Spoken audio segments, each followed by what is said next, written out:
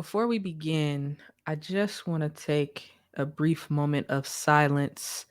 We lost a dear friend recently, um, suddenly. Dylan Beaumont, who was just his episode just aired last Tuesday, and 4 days prior to his passing. And I really, if you haven't seen the episodes, episode number 38, um, go take a listen. He shared some jewels about lessons he's learned during his 23 years in the hospitality industry, specifically hotels. And I'm still kind of slightly in shock because we just exchanged an email last week and literally was just talking to him several weeks before for the interview. It aired a little bit later, but just give people their flowers while you can. I'm so grateful I had the opportunity to express to him um, how much I appreciated him for being a friend to the show and being so super supportive. And I won't rehash. You can go back and listen to it on episode 38. But just give people their flowers now. Don't wait. Don't hesitate. You never know what's going to happen. So before we jump into today's topic, we're just going to take just a brief moment of silence in honor of Dylan.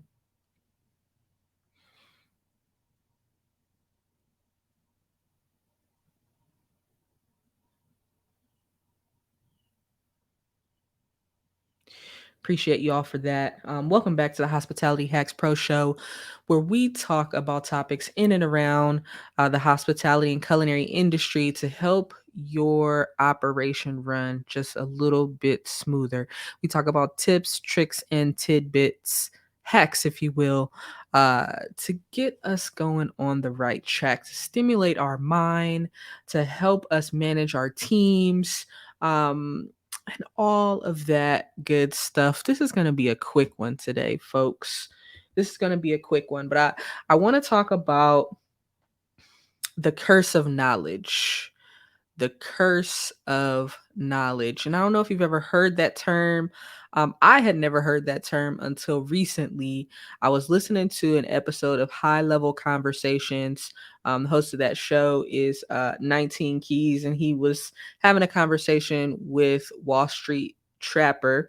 If you've never heard of either one of those gentlemen, I encourage you to go look them up. You can find them on YouTube, Instagram, I'm sure other platforms as well. But I like high level conversations because anytime I listen to the show, it stretches my brain. It helps me think outside the box. It introduces me to a concept that maybe I hadn't thought about before. And I don't listen. I have some shows I listen to every week, and this one I just kind of check in periodically. But I must say, I probably will include it in my weekly lineup of podcasts and shows that I listen to because I have never listened, and I'm trying to be reflective as I say this. Yeah, I've never listened and not paused and said, never thought about that, or never thought about that like that before, or never heard that concept before, or let me dig a little bit deeper into this idea, right? And so I think the show is appropriately named High Level Conversations, right? So the curse of knowledge, let's just tap into that just a little bit, like really quickly. If you've never heard the term, I'm going to take you along on a quick Google search. All right, y'all know how I like to share my screen every once in a while.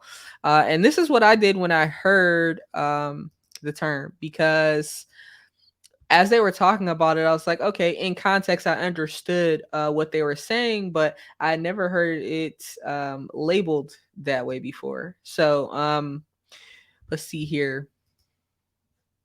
So, quick Google search, and I'm going to read out a couple of the definitions that I liked the best.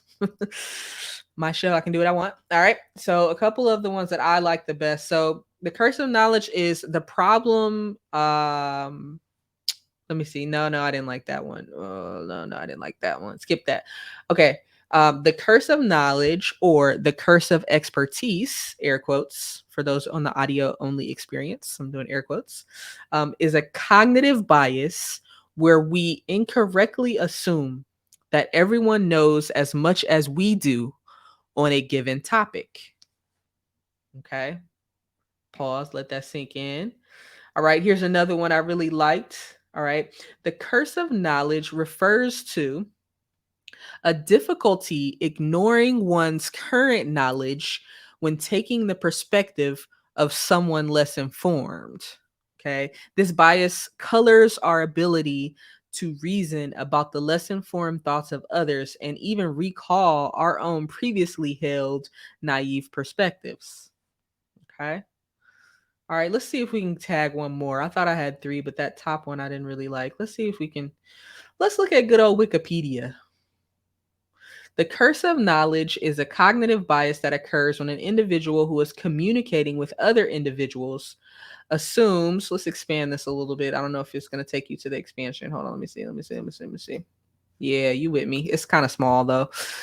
Um, the curse of knowledge is a cognitive bias that occurs when an individual who is communicating with other individuals assumes that other individuals have similar background and depth of knowledge to understand. This bias is also called by some authors the curse of expertise. Okay. For example, in a classroom setting, teachers may have difficulty if they cannot put themselves in the position of the student. A knowledgeable professor might no longer remember the difficulties that a young student encounters when learning a new subject for the first time. This curse of knowledge also explains the danger behind thinking about student learning based on what appears best to faculty members as opposed to what has been verified with students. All right. Well, so we'll end the definitions there. I think y'all probably are you tracking with me? Tracking with me so far? Um so I thought the that word curse is just so potent, poignant, strong, like attention grabbing, right? Um, and so I said, well, let's talk about this because oftentimes as operators, we are in the position to train our team, right? So either we're training our team or we're training the leaders who are going to train our team, whatever the case, right? There's hopefully some training happening, whether that's through books, computer work, shadowing, verbal impartation, is verbally giving audio train, speaking to someone. There's lots of ways, hopefully, that this training is taking place because we'll save this topic for another show. But everyone has a different learning style, right? Everyone has a different learning style. So you want to hit every single learning style uh, that is possible within your operation when you're teaching a new concept or reinforcing an old concept in order to make sure that you are conveying the message and the lessons that need to be conveyed, right? So the curse of knowledge, you as the operator, you as the leader, you as the trainer, um, you already know the information, you already have a grasp on that recipe, that exercise, that whatever it is, right? Um, and so it's important to pause and think about when you didn't have that information at your fingertips when you're teaching it to someone else. Okay, so oftentimes we'll use lingo, we'll use certain jargon that we have to think, do they know what that means, right? Do they know what this terminology is referring to, right? There may be some advanced concepts that you might need to backtrack and say, hey, I know we're talking about making this sauce, but let me just pause. Do you know what a roux is, right? What are the parts to a roux? What is a roux? Let's pause. Let's backtrack a little bit. Let's cover these foundational pieces, right? Are you clear about what a stock is? Like, what are the parts of a stock, right? And maybe that's important to know. Maybe it's not, depending on, if you're making that in house or bringing that in. But that's just an example, right? Before you get to the advanced concept, before you dive too deep, before you go too far, make sure those foundational pieces are in place. Don't take for granted the knowledge that you already have. Don't take for granted that the person you're talking to, the person that you're training, has the ABC 1, 2, 3 before you move on to the next step. All right. And so I think important thing to note about the curse of knowledge, that idea is that you are likely not aware, right? You are not aware if you're talking above someone's head oftentimes, unless you make a mental note or even a written note, or even some type of reminder to yourself to pause and check in. Pause and check in and see, okay, did you understand the last thing I just said? Let's rewind. You tell me what I just said. You teach it back to me. Okay, so one of the things, one of the training tricks, weird tricks, tips, and tidbits, right? One of the training tricks that I learned at a for working for a previous employer was this method called tell, show, do, review. Tell, show, do, review. So you tell someone how to do something, you physically show them how to do it, right? You do it together, right? Allow them to put their hands on it. Again, everyone's learning style is different. Some people need to touch things, some people need to put their hands on things. And then don't stop there. You go back and review the information together. Okay. And so I'm gonna end on this note. I told you I was going to be a short thought today, but um as I was listening to the high level conversation, one of the things that 19 Keys said is that, and I had to write it down because it was good. It's a simple concept, but it's so important. It's so key. So you're teaching on the highest level when you're breaking something down to its simplest level. Let me say that one more time. So you are teaching as the trainer on the highest level when you can break something down to the simplest level. All right. So oftentimes we want to use, deep philosophical words and, exercise our vocabulary and show how smart we are.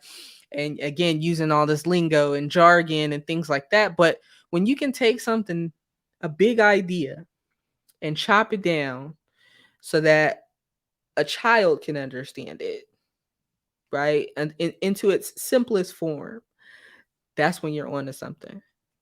Okay, that's when you're onto something. Now, there's a time and a place to flex your vocabulary. There's a time and a place to, show how much you know. And but when you're teaching, that's not it. That's not the time or the place.